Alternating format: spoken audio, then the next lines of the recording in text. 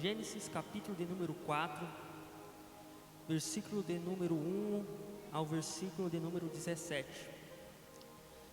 A epígrafe textual diz: Caim e Abel. Adão teve relações com Eva, a sua mulher. Ela ficou grávida e deu à luz a Caim. Então ela disse: adquiri um varão com o auxílio do Senhor. Depois deu à luz a Abel, irmão de Caim. Abel foi pastor de ovelhas e Caim foi agricultor. Aconteceu que, ao fim de um certo tempo, Caim trouxe do fruto da terra uma oferta ao Senhor. Abel, por sua vez, trouxe das primícias do seu rebanho e da gordura deste. O Senhor se agradou de Abel e de sua oferta, mas de Caim e de sua oferta não se agradou. Caim ficou muito irritado e fechou a cara. Então o Senhor lhe disse: por que você anda irritado? E por que essa cara fechada? Se fizer o que é certo, não é verdade que você será aceito? Mas se não fizer o que é certo, eis que o pecado está à porta, à sua espera. O desejo dele será contra você, mas é necessário que você o domine. Caim disse a Abel, seu irmão: vamos ao campo. Estando ele no campo, Caim se levantou contra Abel, o seu irmão, e o matou. O Senhor disse a Caim: onde está Abel, o seu irmão? Ele respondeu: não sei, por acaso sou guardador do meu irmão? O Senhor disse: o que foi que você fez? A voz do sangue do seu irmão clama da terra a mim. E agora você é maldito sobre a terra, cuja boca se abriu para receber de sua mão o sangue do seu irmão. Quando você cultivar o solo, ele não lhe dará a sua força. Você será fugitivo e errante pela terra. Então Caim disse ao Senhor: meu castigo é tão grande que não poderei suportá-lo. Eis que hoje me expulsas da face da terra, e da tua presença terei de me esconder. Serei fugitivo e errante pela terra. Quem se encontrar comigo me matará. O Senhor, porém, lhe disse: não. E se alguém matar Caim, será vingado 7 vezes. E o Senhor pôs um sinal em Caim, para que, se alguém viesse a encontrá-lo, não o matasse. E Caim se retirou da presença do Senhor e habitou na terra de Nod, a leste do Éden. E Caim teve relações com sua mulher. Ela ficou grávida e deu à luz a Enoque. Caim edificou uma cidade e a chamou de Enoque, o nome do seu filho. Amém?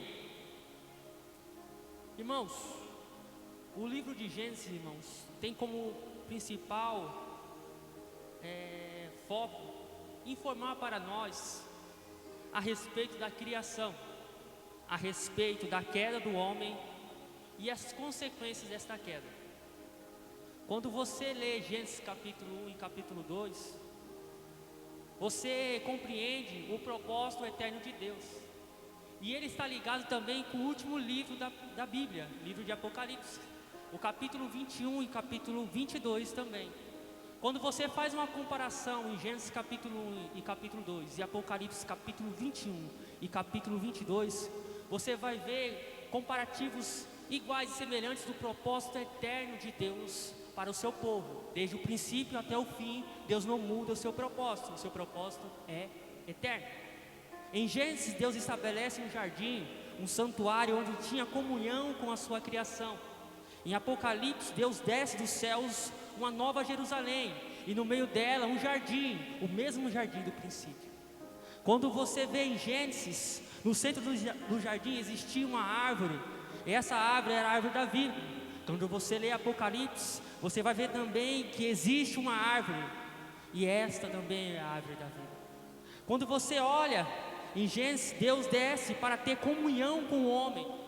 Em Apocalipse também, Deus, Ele desce para reinar e regenerar o homem eternamente. está em comunhão eternamente com o homem. Em Gênesis capítulo 1 e 2, você vê Deus criando um casal, Adão e Eva. Em Apocalipse capítulo 21 e 22, você vai ver também um casal, Cristo e a igreja. Então tudo tem um propósito estabelecido por Deus. O propósito de Deus, irmãos, é estabelecer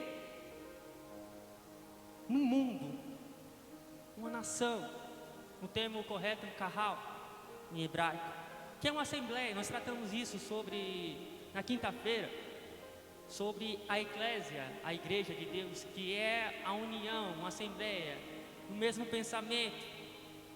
E essa assembleia no hebraico é kahal, é uma nação, é um lugar geográfico, mas não é um lugar geográfico, mas uma descendência. Uma nação significa todas as pessoas nascidas de um mesmo progenitor, e isso é importante. Em Gênesis 3, verso 15, após o pecado, Deus, ele sentencia a mulher, e ele diz assim: porém inimizade entre você, a cobra, e a mulher, que era a serpente. Nós entendemos no livro de Apocalipse que a serpente era o diabo. E é interessante que entre a sua descendência e a descendência dela, este lhe ferirá a cabeça e você lhe ferirá o calcanhar. Deus está estabelecendo duas descendências. Uma descendência que possui o DNA celestial do céu, e uma descendência que possui o DNA da terra, do pecado, da carne. E ele fala que será uma inimizade que Deus colocou entre aqueles que eram nascidos de Deus e aqueles que eram nascidos da carne, do diabo. E em Gênesis 4, irmãos, Deus está levantando um homem, um coletivo, e este homem, a nação, é o Kahal. São todos nascidos de uma mesma paternidade. Qual era a função do homem antes do pecado? Alguém sabe? Qual era a função do homem? Qual era o propósito do homem? Para que Deus criou o homem e colocou ele no jardim? Gênesis capítulo 2, verso 15. O Senhor Deus tomou o homem e o colocou no jardim do Éden para cultivar e guardar. A palavra aqui cultivar é avod, e significa trabalhar, cultuar, cultura. Você entende isso? E a palavra aqui guardar é chamar, guardar, vigiar, proteger. O trabalho de Adão, ele tinha dois significados: um significado como rei e um significado como sacerdote. Como rei, sujeitar e dominar um novo território, trabalhando de forma que exercesse o domínio sobre a terra, porque Deus deu domínio da terra ao homem. E Adão também tinha o propósito como sacerdote, manter santo o jardim onde ele habitava. Então ele tinha que proteger, guardar esse jardim. Cristo, então, ele veio cumprir perfeitamente isso, ao qual Adão não cumpriu, esses seus ofícios: o ofício de sacerdote e rei. E ele nos atribui também esse ofício. Adão não conseguiu cumprir, e ele deixou a sua descendência celestial a cumprir, a igreja de Deus. Nós somos reinos e sacerdotes de Deus. 1 Pedro capítulo 2, verso 9. E nós temos a obrigação de exercer a autoridade neste mundo, mostrando o reino de Deus, levando o reino de Deus a toda a criatura. E também temos como sacerdotes cuidar e santificar esta terra, porque Deus colocou isso sobre nossas vidas. O nosso trabalho é real como membros, irmãos, fazer discípulos aumentando o reino. Nosso trabalho como sacerdotes, como membros, é manter a nossa santidade, guardando o que o Evangelho nos tem dado, o que ele é, o que ele detém. Então, é uma grande responsabilidade a todo cristão. As vidas de todo cristão, juntamente, irmãos, manifestam de forma visível o Evangelho de Deus. E sabemos que o Evangelho de Deus é proclamado de forma audível e visível da mesma forma. Então nós temos esta responsabilidade. E quando nós lemos o capítulo 4, aparentemente, Adão ensinou duas coisas aos seus filhos. Sabe qual foi as duas coisas que Adão ensinou aos seus filhos? Primeiro, o ofício. Um era agricultor, cuidava da terra, e o outro era pastor de ovelhas, guardava e protegia. Princípio de Gênesis capítulo 2, verso 15.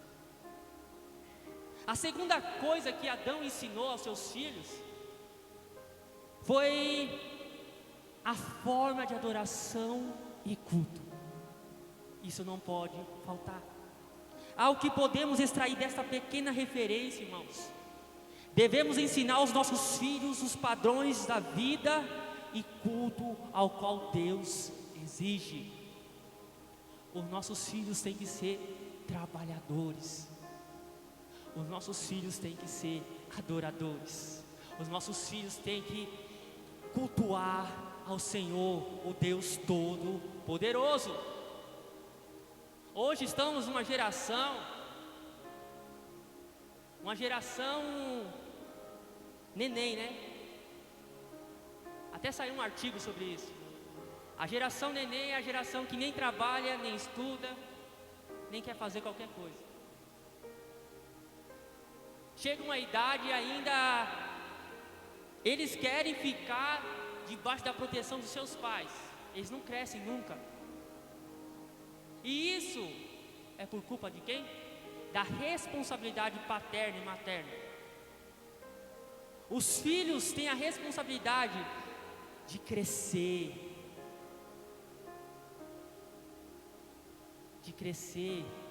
de formar uma família e multiplicar essa família para o reino de Deus. Desenvolver essa família para a glória de Deus. E por fim, a todo homem destinado à morte. Mas esperamos a volta de Cristo Jesus. E alguns não morrerão segundo a palavra de Deus e ressuscitarão com Ele. Outros que morreram ressuscitarão com Ele. Irmãos, somos responsáveis pela geração futura. Pessoas que não têm preocupação com seus filhos estão fadadas ao fracasso. Se você não tem responsabilidade em educar, em ensinar seus filhos no caminho que devem andar, no caminho de Deus, vocês estão fadados ao fracasso. Eles cresceram sabendo da importância de cultuar o Senhor. Os dois, Caim e Abel. Você pode ver isso claramente. Eles decidiram de si mesmos. Não foi algo forçado. Eles decidiram cultuar a Deus. E a forma de culto com sacrifício. Que possamos, irmãos, imprimir isso nas mentes dos nossos filhos e no coração dos nossos filhos. Isso é de extrema importância. Eles entenderem a necessidade de adorarem a Deus Todo-Poderoso. Eles decidirem de si mesmos buscarem a Deus. O interessante, irmãos, que Deus, Ele não aceita qualquer coisa. Gênesis capítulo 4, verso 5 vai nos dizer: mas de Caim e de sua oferta não se agradou. Caim ficou muito irritado e fechou a cara. Existe a famosa frase, né? Para Deus o que vale é a intenção. Quem já ouviu isso? Para Deus o que vale é a intenção. Não é válida, irmãos. Essa frase é um instrumento de Satanás para as suas vidas. Nós devemos ter muito cuidado. Caim foi a primeira pessoa a criar um culto idólatra, ou seja, um culto que não agrada a Deus. Então, irmãos, nós temos que ter cuidado da forma que nós estamos adorando a Deus, da forma que nós estamos nos entregando a Ele. Não é de qualquer forma, não vale qualquer intenção. A Bíblia nos diz o que ele trouxe. Ele trouxe do fruto da terra uma oferta ao Senhor. O que está errado nessa descrição, irmãos? Ele não procurou o melhor para ofertar ao Senhor. O seu coração estava preso nas amarras da superficialidade. Ele não dedicou o tempo, não houve empenho. Ele apenas pegou um fruto qualquer. Tinha muitos frutos. Vou pegar isso aqui e vou levar ao Senhor. Ele pegou um fruto. Ele não escolheu. Ele não procurou entregar o melhor. Quantas vezes falhamos nisto? Quantas vezes queremos oferecer algo superficial, algo instantâneo, algo que não dá trabalho, que não atrapalha a nossa vida cotidiana? Quantas vezes isso ocorre com nossas vidas? É apenas mais um culto ao domingo. Eu não preciso ir. Eu não preciso santificar todos os dias. Só o domingo é suficiente. Vou fazer a maratona, né? Consagração, jejum junto, tudo no domingo. Fica tudo ótimo. Aí eu vou orar somente hoje, né? Porque é domingo. Ler a palavra, misericórdia. É aquele versículo diário, né? Que tem. Irmãos, Deus, Ele não tolera que fiquemos estacionados. Do mesmo jeito, Deus exige de nós renovação.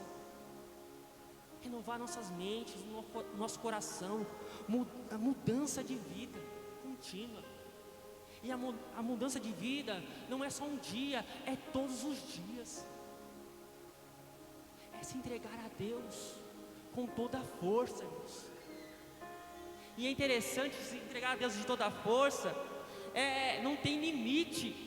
É contínuo. Não é só adorar a Deus com toda intensidade aqui na igreja.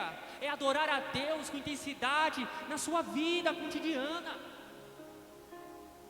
É na sua casa, é no trabalho, é na escola, na faculdade, aonde quer que você esteja. Você tem que ser intenso no amor a Deus. Você tem que ser intenso em Deus. Cultuar a Deus não é somente levar um sacrifício no domingo, uma oferta, um dízimo. Não, vai além disso. É uma vida. Queremos, irmãos, acender o fogo do altar, mas da maneira errada. Quem lembra de Israel no deserto? Eles acenderam fogo. Eles cultuaram, mas ao Deus errado. Eles levantaram bezerros de ouro, idolatria, querendo agradar o seu próprio coração, querendo ser superficiais na sua maneira de adorar.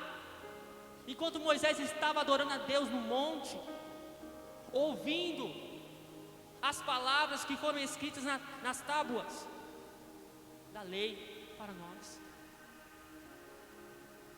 É interessante que quando Moisés ele desce, as tábuas são quebradas, porque ele fica irado.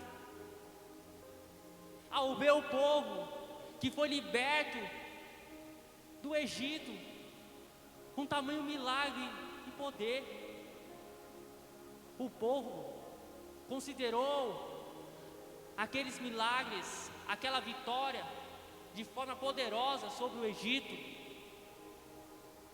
a um Deus desconhecido, a bezerros de ouro. E esqueceram que quem libertou eles foi o Deus Todo-Poderoso. Da mesma forma nós cultuamos a outro Deus, porque esquecemos do que Ele fez em nossas vidas.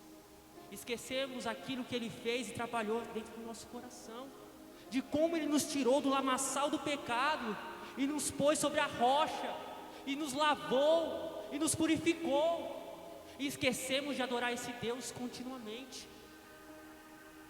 Qual é a forma correta de cultuar ao Senhor? Gênesis 4, verso 4 vai nos dizer que Abel, por sua vez, trouxe das primícias do seu rebanho, e da gordura deste, o Senhor agradou de Abel e de sua oferta. Abel, por sua vez, trouxe das primícias do seu rebanho, da gordura destes. O que isso significa, irmãos? Que ele escolheu as primeiras crias do seu rebanho. Deus havia dado para ele, quando ele ofereceu a primícia de suas ovelhas, ele estava mostrando que seu coração não estava nas coisas, o seu coração estava em Deus. As primeiras crias, o primeiro cordeiro que nasceu, ele pegou esse cordeiro e separou para Deus. Ele não guardou aquele milagre, aquele fruto, aquela vida para ele como um amuleto. Deus me deu, então eu faço disso um ídolo. Não. Ele não estava pego às coisas, ao material. Ele estava preso em Deus. E ele pegou aquilo a qual Deus entregou para ele, a qual Deus lhe deu, e entregou a Deus. A mesma coisa Abraão fez com Isaac. Quando Deus ele pede o seu filho, o seu único filho, entre ti e a tua mulher, em sacrifício. Ele não pensou duas vezes, a palavra não diz isso. A palavra nos diz que ele foi focado. Se fosse necessário, ele sacrificaria o seu filho. Mas ele entendia também, o texto vai nos dizer, que ele ia subir. Mas ele ia subir, os dois iam subir ao monte. Mas eles voltariam, porque ele cria um milagre de Deus. Porque ele poderia matar seu filho, mas Deus poderia ressuscitar esse filho. Porque todo o poder está nas mãos de Deus. E Deus que havia prometido uma descendência sobre esse filho em específico. E ali foi provado que a maior alegria para Abraão não era um filho, mas ter Deus sobre a sua vida. Que a maior promessa sobre a sua vida não era um filho, a maior promessa era ter Deus sobre a sua vida. E assim tem que ser conosco. A maior alegria, a maior primícia para nós é a presença de Deus, é a intimidade de Deus conosco.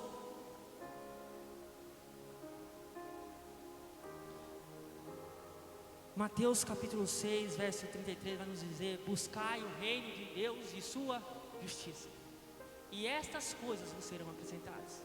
O que haver de beber, o que haver de vestir, o que haver de comer, Deus ele há de dar para você.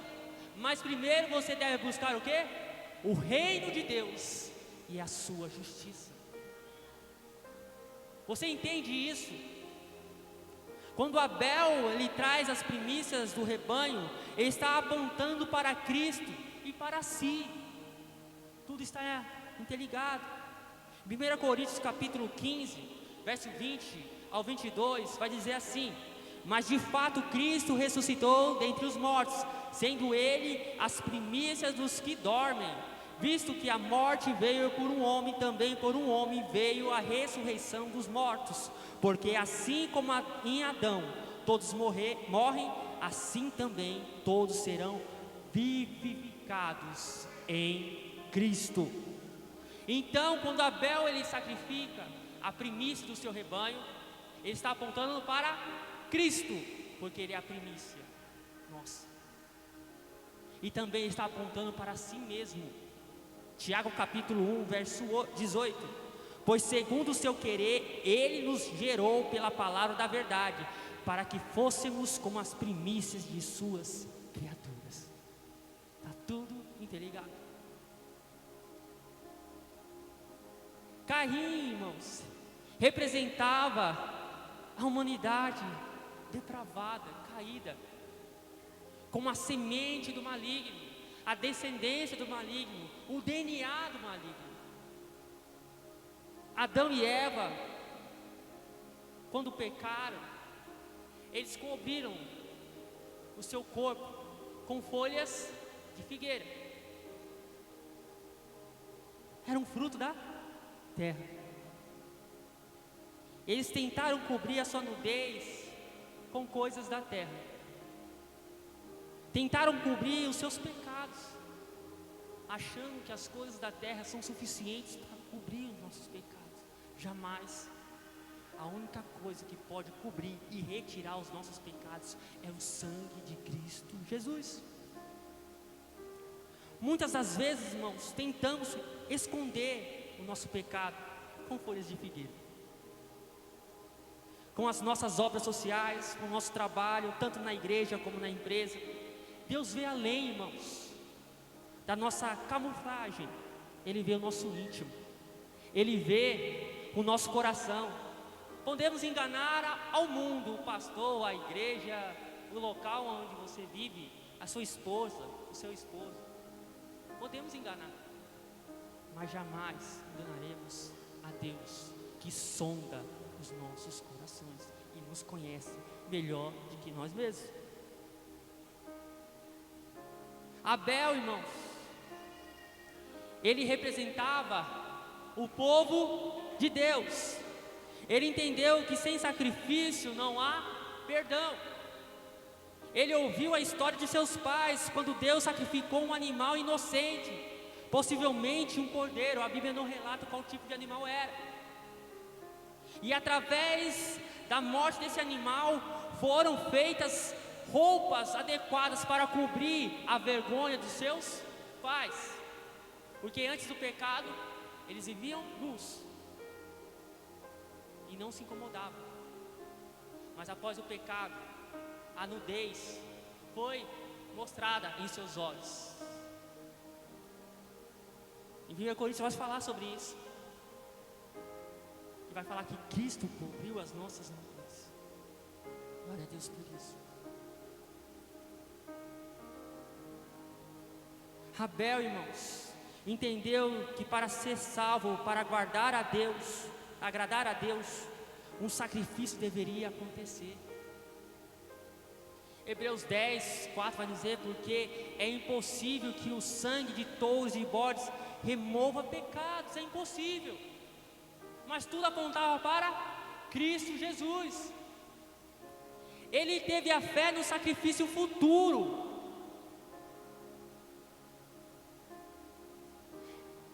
A promessa que Eva recebeu, que o fruto do seu ventre nasceria aquele que pisaria na cabeça da serpente, era real.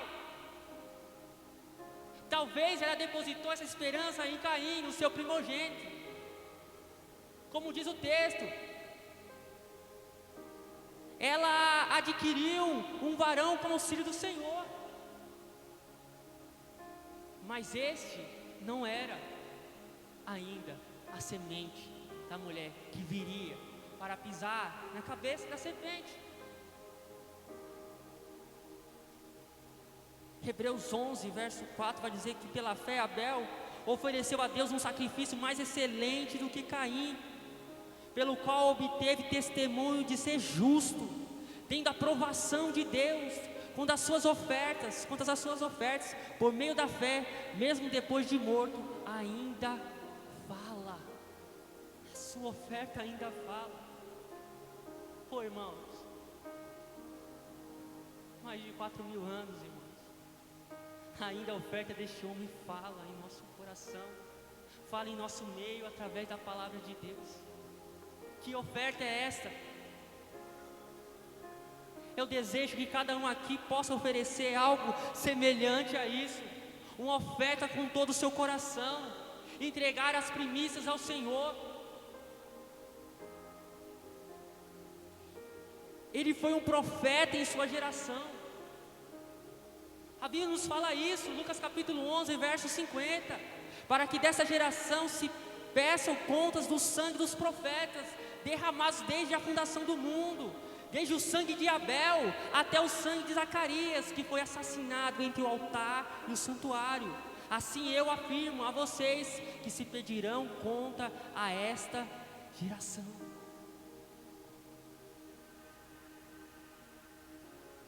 Ele foi um profeta, ele viu, ele antecipou o sacrifício de Cristo Jesus sobre a sua vida. Ele entendeu, ele confiou. Caim ofereceu um sacrifício incompleto. Existiam 3 elementos, irmãos, básicos para um sacrifício. E Deus ele vai decorrendo sobre isso em sua palavra. O primeiro elemento é a oblação. É a oferta que poderia ser um animal ou fruto da terra, conhecido também como manjar, ou até mesmo um utensílio ou seu louvor. Glória a Deus. Hoje não precisamos sacrificar com animais. O nosso louvor, né, também é uma forma de sacrifício ao Senhor. E até mais, o nosso corpo, nossa vida é um sacrifício ao Senhor.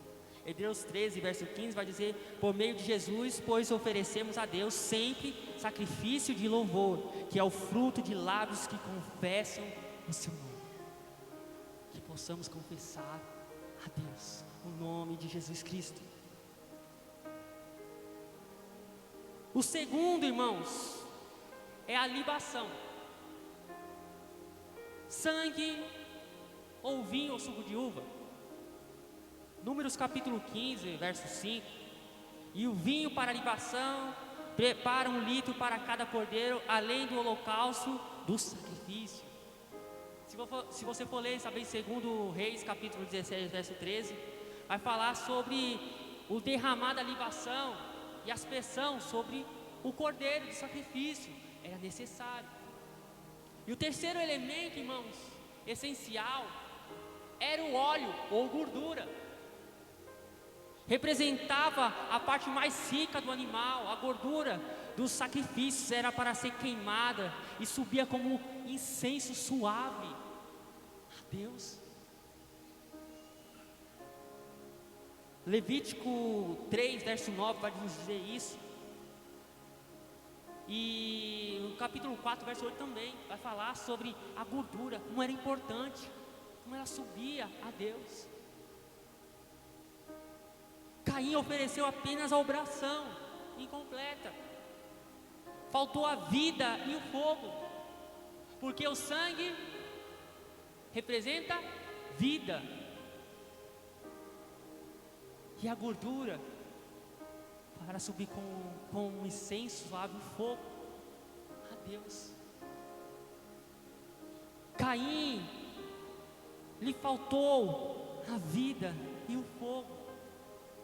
Muitas das vezes podemos estar na igreja, irmãos, como uma obração, um sacrifício, como está escrito em Romanos capítulo 12. Mas de forma incompleta, falta-nos vida, falta-nos fogo. Nos falta uma vida com Deus, precisamos adorá-lo com vida. Muitas vezes viemos à igreja apáticos, parecendo zumbis, mortos-vivos. Não esboçamos nenhum sentimento para com Deus que nos deu a vida.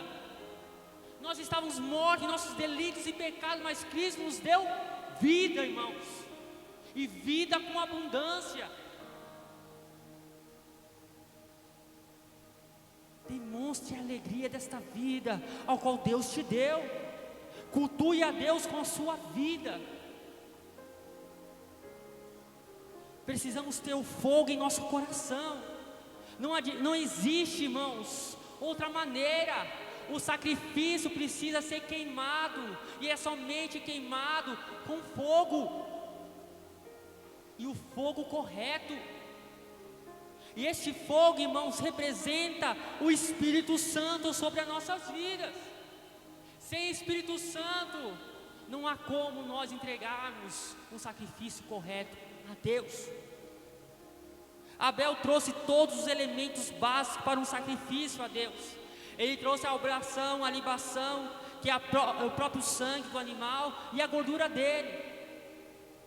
Como eu falei, nós somos a oblação, o sacrifício.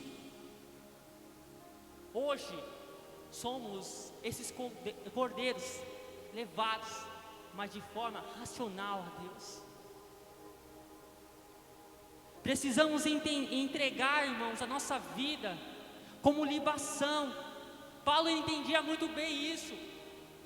Em Filipenses capítulo 2, verso 17, Paulo vai dizer: entretanto, mesmo que eu seja oferecido como libação sobre o sacrifício, serviço da fé que vocês têm, fico contente e me alegro com todos vocês. Mesmo que a minha vida seja entregue em prol da obra de Deus, eu me alegro por isso, porque a minha vida está em Cristo. Paulo ele fala: já não vivo eu, mas Cristo vive em mim. Então esta vida, irmãos, é passageira, mas a vida que Deus nos entregou é eterna, é para sempre.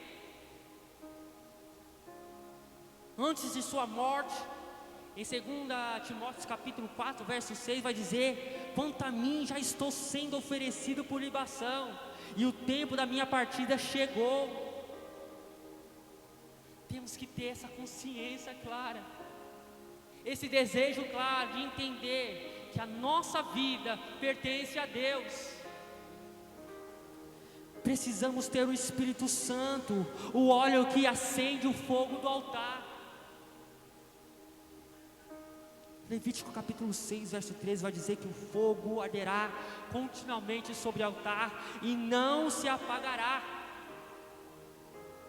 Como está a sua vida espiritual com Deus? O fogo ainda habita dentro de você? O seu coração ainda queima por Deus? As palavras das Escrituras ainda queimam em seu coração? Os louvores centrados em Deus ainda queimam em seu coração? Ainda você chora diante da sua presença? Ainda você sente algo que arde o seu coração? Como você está diante de Deus?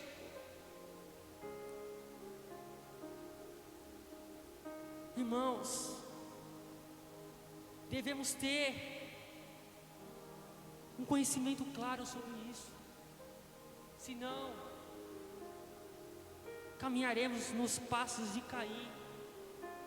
Devemos ter domínio sobre o nosso pecado. Caim começou a ter inveja do seu irmão.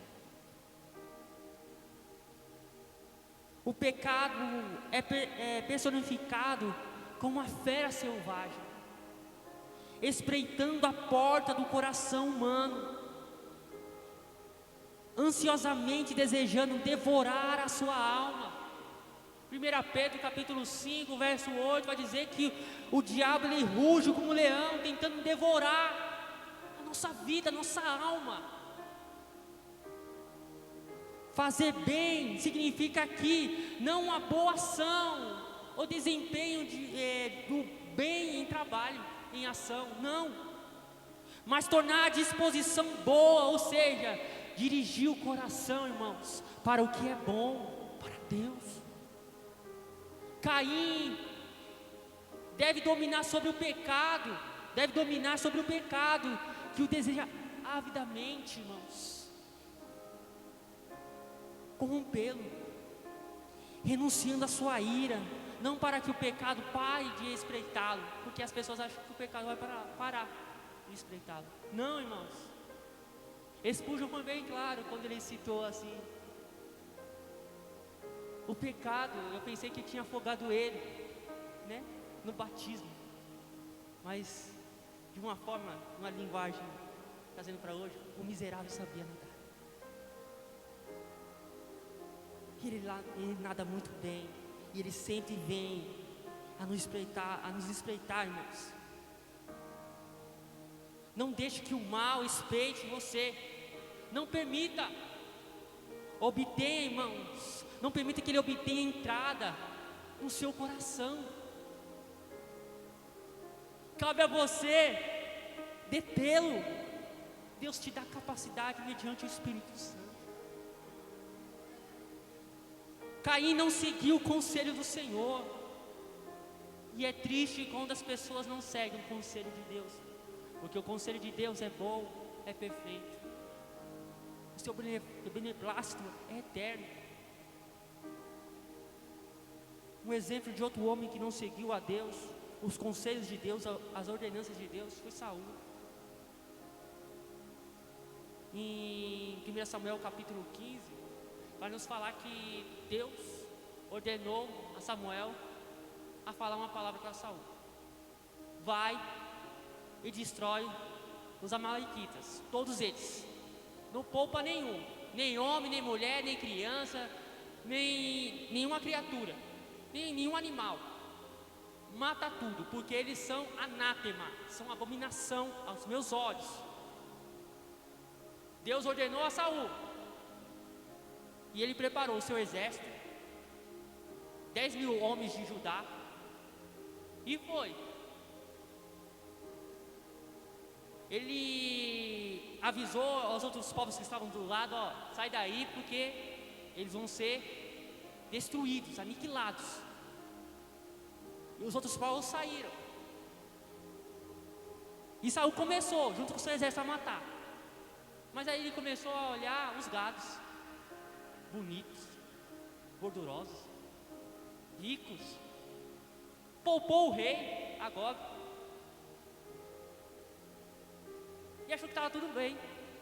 Levou preso o rei dos amalequitas, pegou os despojos, não era para pegar nada, era para destruir tudo. Pegou ouro, pegou os animais, e foi para o monte Gilgal para sacrificar esses animais. Fogo estranho, irmãos. Sacrifício de idolatria. Olha que Deus fala, Samuel 15, 1 Samuel 15, verso 22. Porém Samuel disse: será que o Senhor tem mais prazer em holocaustos e sacrifícios do que em obedecer a sua palavra? Eis que obedecer é melhor do que o sacrificar, e ouvir é melhor do que a gordura de carneiros. Porque a rebelião é como o pecado de feitiçaria, e a obstinação é como a idolatria e o culto a ídolos do lar. Por você ter rejeitado a palavra do Senhor, também ele rejeitou como rei. Deus é amor. Muitos falam isso. Sim, Deus em sua essência é amor. A palavra de Deus diz em João: Deus é amor. Mas também Deus não só tem esse atributo, irmãos. Enfatizar o amor de Deus não anula os outros atributos de Deus. Deus é amor. Deus é um Deus que se ira contra o pecado. Deus é um Deus de justiça, que julga conforme a sua lei e os seus decretos. Deus havia designado Saul como rei, estabelecido ele como rei, mas ele não deu ouvido a Deus e seguiu o seu coração, seguiu a sua própria dedução, e ele foi rejeitado por Deus. Devemos meditar sobre isso, meus irmãos.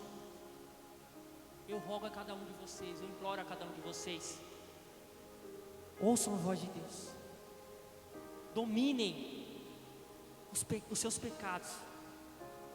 Deus nos deu poder, mediante ao seu Filho Jesus Cristo, para nós resistirmos. Por meio do Espírito Santo, hoje podemos lutar contra o pecado que habita dentro do nosso coração, da nossa alma. É difícil? É, mas Deus nos deu poder, o Espírito Santo está sobre nós, o fogo do altar ele não se apagará. Toda escória é queimada pelo fogo, e aquilo que é puro permanecerá diante de Deus.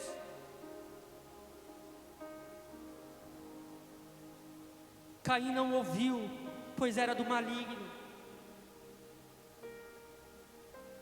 1 João capítulo 3, verso 12 vai dizer: e não sejamos como Caim, que pertencia ao maligno e assassinou o seu irmão. E por que matou?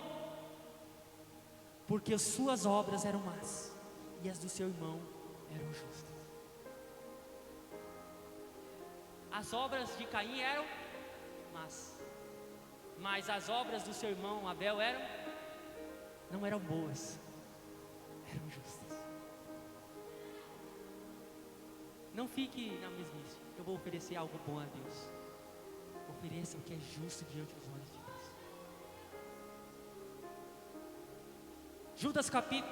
Judas 1, verso 11, vai dizer assim: ai deles, porquanto trilharam o caminho de Caim, ávidos pelo lucro, se jogaram no erro de Balaão e foram tragados pela morte na rebelião de Corá.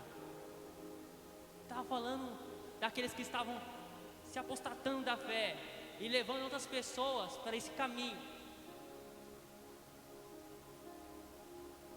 O caminho de Caim, irmãos, derrama sangue inocente, explora a criação e edifica uma cidade.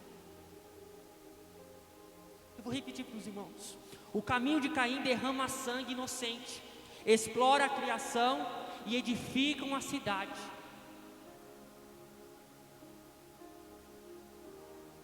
Como o Brasil começou, irmãos? Quem sabe a história do Brasil?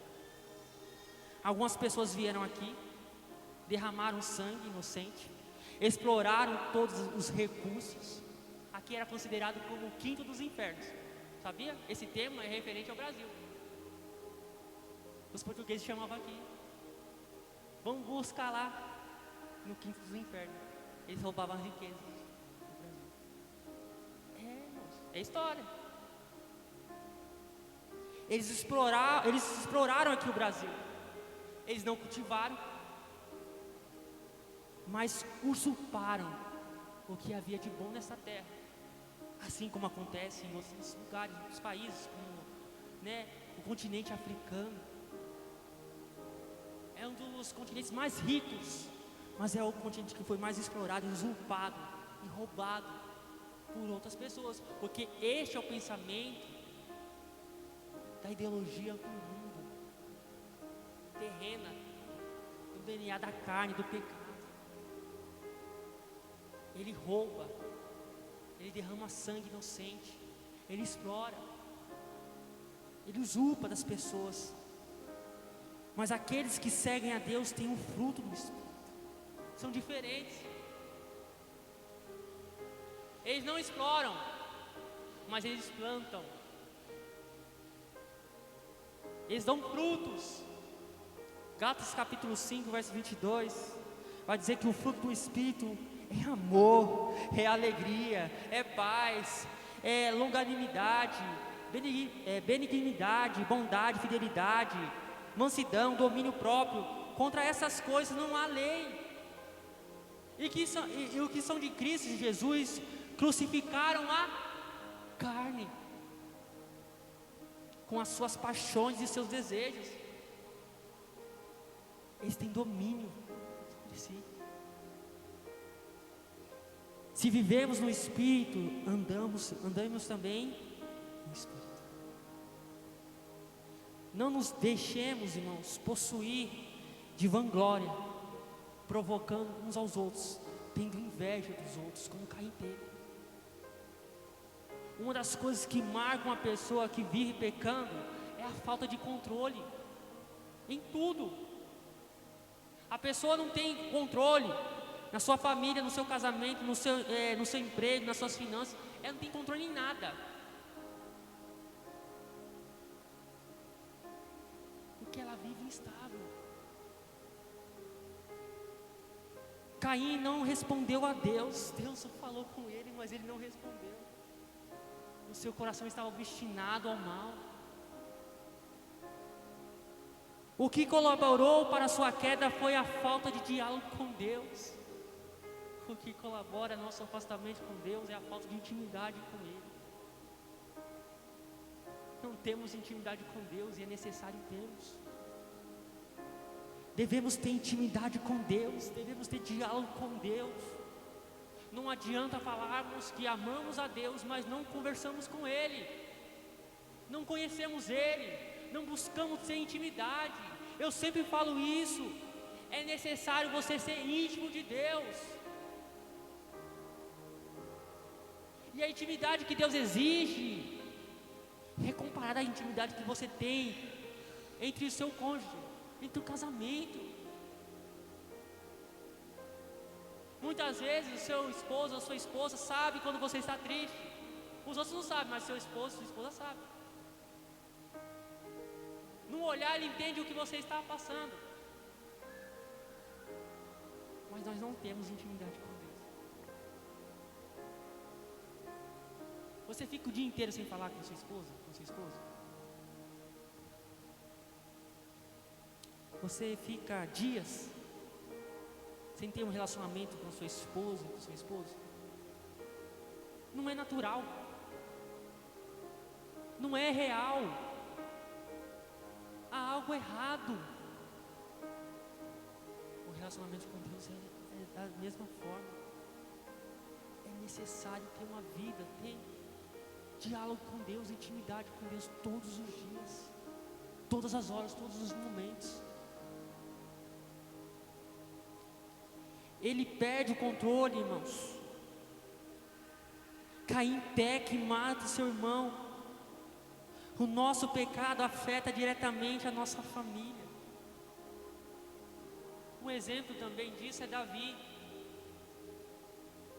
De vez em ir à guerra, fica no seu palácio. Está lá observando o seu reino.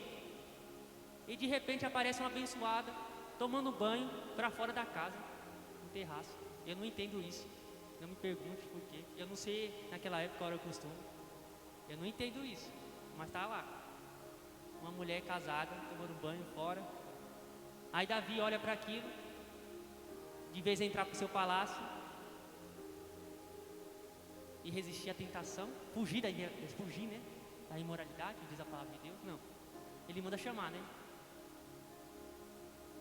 Ele coabita com aquela mulher. Com isso é gerado um filho. Ele tem de encobrir o seu pecado. Além de possuir uma mulher que não era dele, a pessoa que ele trai é um dos seus soldados mais fiéis, Urias.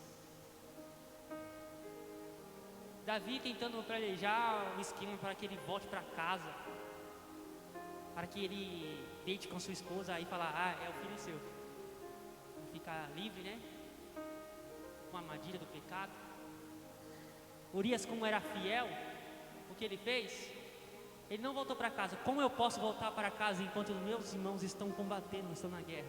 Ficarei aqui a postos, pronto para ir para a guerra. Então, Davi, ele escreve uma carta direcionada ao seu comandante geral e manda o próprio Urias entregar essa carta. Nessa carta ela é escrita para deixar Urias na frente da batalha, para que ele viesse a morrer. Davi era um homem segundo o coração de Deus, mas era um homem como eu e você, pecador. Qual foi a consequência disso?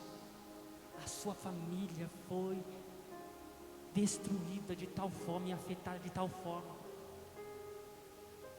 Natan veio e profetizou: você roubou a única ovelha de um pastor. E não só isso, você matou ele. Davi, ele ficou irado. Quem é este homem que fez isso? Ele merece a morte. Este homem é você. Esse homem é eu e você. nós merecemos a morte pelos nossos pecados. Mas a Bíblia nos fala que a consequência foi a morte daquele bebê. Davi orou, jejuou, ficou 3 dias sem se alimentar. Mas a criança morreu. E ele parou de chorar e louvou a Deus, porque Deus tinha que ser louvado sobre todas as coisas.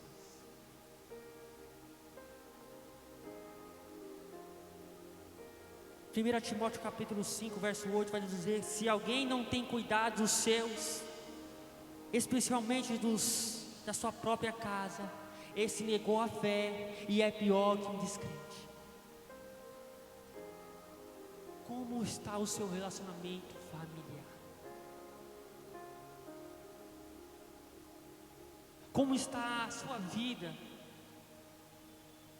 com um ente, né, querido, né? É um ente querido. Irmãos, se está difícil, ore a Deus, peça a Deus força, sabedoria para lidar com isso. Eu sei que não é difícil. Cada um sofre aqui com alguma dificuldade. E eu não vou falar que a minha é mais pesada do que a sua, ou a sua é mais pesada do que a minha. Em todas as circunstâncias, Deus nos capacita a vencer isso. Lute pela sua família. Não negue a fé. Não seja pior que um descrente, aquele que se aposta na fé, aquele que não crê em Deus. Caim preferiu fugir da presença de Deus, pois o pecado o dominou e ele não se arrependeu dos seus atos, irmãos. A pior coisa para o ser humano é fugir da presença de Deus. Quando Adão e Eva fugiram da presença de Deus, se esconderam, Deus, no virar da tarde, foi o procurar, porque Deus tinha um relacionamento diário com seu povo, com Adão e Eva. Deus tinha um relacionamento íntimo. Toda tarde ele ia visitar. Mas quando ele chegou lá, eles não estavam mais no lugar do encontro matinal.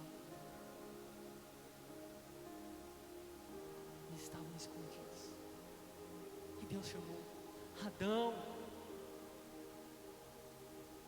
E eles apareceram com vergonha, com folhas de figueira. Homem, aonde você está, senão na minha presença? Quando você pecar, não fuja da presença de Deus, mas vai ao encontro de Deus, porque Ele nos purifica de todo o pecado. Confesse o seu pecado a Deus. Aquele que confessa o seu pecado e deixa, alcança graça em Deus. Não mais misericórdia, mas a graça de Deus. Caim preferiu fugir da presença. E sabemos o que aconteceu. Ele edificou uma cidade na terra, a cidade dos homens. É interessante, tirando uma referência de Aurélio Agostinho de Hipona, no livro A Cidade de Deus, ele faz essa comparação, que quando Caim mata Abel, ali inaugura 2 cidades.